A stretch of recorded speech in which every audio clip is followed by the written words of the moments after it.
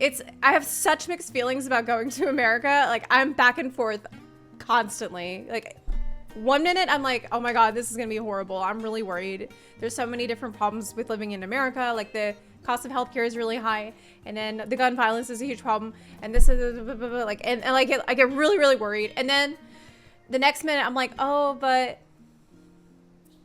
my family's there, and it's such beautiful nature there, and there's so many places in America I've never seen, like the Yellowstone and Grand Canyon. I love hiking. I love the forest. You know, so like, like I keep going back and forth between these two modes. But the fact is, because I run my own business, it's gonna be easiest for me to go to America. Either go to America or go back to Ukraine. And considering the fact that there are still missile strikes happening on Kiev, we saw that yesterday, it's not safe to go back to Ukraine at all. And yeah, it's sad because, like, I should tell y'all, I did just find out that my house was not destroyed. I've seen pictures of my house, and it has not been destroyed by bombs. It's still there. So that's good. It has been looted, has been broken into, though. And from the pictures, I wasn't able to see everything that had been taken, but pretty much everybody's house got looted. So that's a relief that it's not completely destroyed, like it still stands.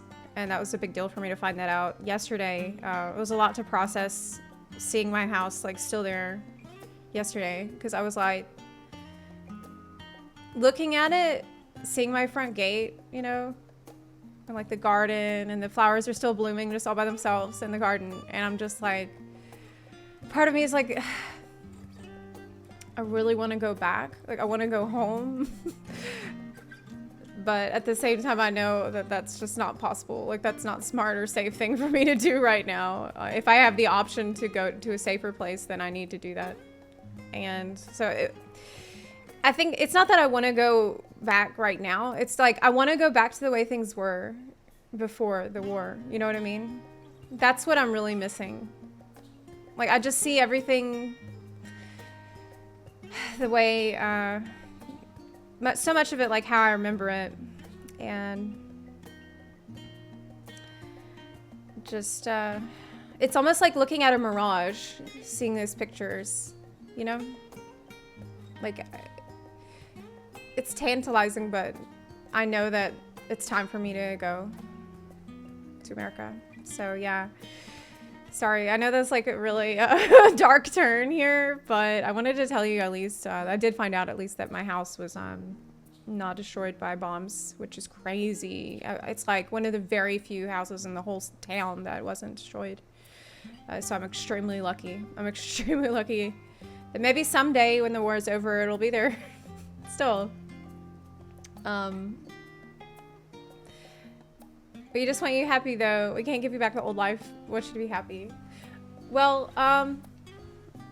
it's like one day at a time, you know? Like, there are some days where I am really struggling mentally, but most of the time I think I'm doing all right. Most of the time I think I'm doing better than, like, pretty good, all things considered. And I think a lot of that is just because of y'all. Like, every day talking about this stuff with you and having the support of the community has been a huge help. Really. I have to get all this stuff off my chest. You want to restore things the way they were. Yeah, reclaim the perfect paradise you once had. It's funny you say that, Cannon, because I talked about this like pretty soon after the war started. Like, that theme in Endwalker about how they wanted to go back to the way things were, and like, that's just not possible. That's not how life is. Like, the only way forward is to take that next step forward, is to go forward. And all those lessons from Endwalker have actually been with me every step of the way.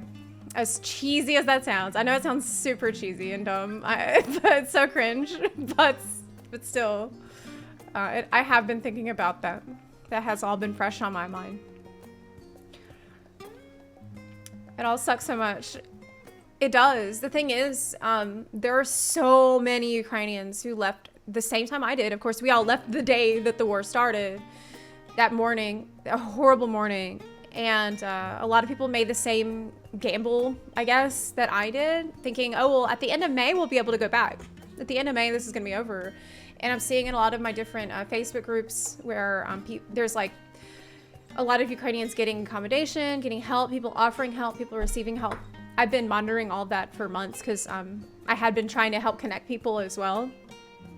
And in the past couple of weeks, people have been like the lease that they had gotten at the start of the war is now up, or like the people that they had been staying with no longer want them there. And like there's a lot of people who are now like, well, it's time to go back, I guess, because there are so many people that do not have the option. They do not even have the luxury to be able to go to live in some other country. Like they don't have the support structure. They don't have the job that makes that feasible. So in a lot of ways, I'm really lucky that I can work on the road. I can.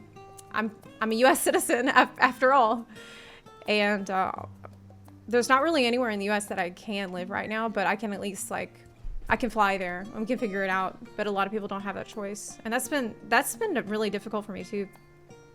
Thinking about all those people. But yeah, I don't want to go on and on about this all day because I realize it's depressing. I'm not trying to be depressing, but yeah, it's not easy. I did think that once I got to a safe place and I was able to get back to work and everything, that I wouldn't be worried or upset anymore. I don't know why I thought that. I thought oh, this is, once, you can sort of get some kind of normalcy back, then you're going to be completely fine. It's going to be just moving on to the next place. But what I didn't realize is how much of a mark it left on me, and how much I think about it all the time, and how worried I am still about not just friends I have that are still in Ukraine, but all the people that are forced to go back now, or are like me, sort of adrift now, and it's a bit overwhelming. But thank you for listening to me ramble about it. I really appreciate y'all doing that. FF14 has got me through some tough shit recently. FF14 has been keeping my mental state afloat. It has really been the thing that is keeping me going, always giving me something that I love, that is fun to look forward to. And obviously the lessons from the main story quest, there is one thing. It is every single FFXV story all has one message. It's all one theme, and that is hope. It's every single expansion story is about hope, holding on to hope, no matter what, no matter how shitty things seem. That's what the whole game is about. That's what it's always meant about to me. And I'll never forget that.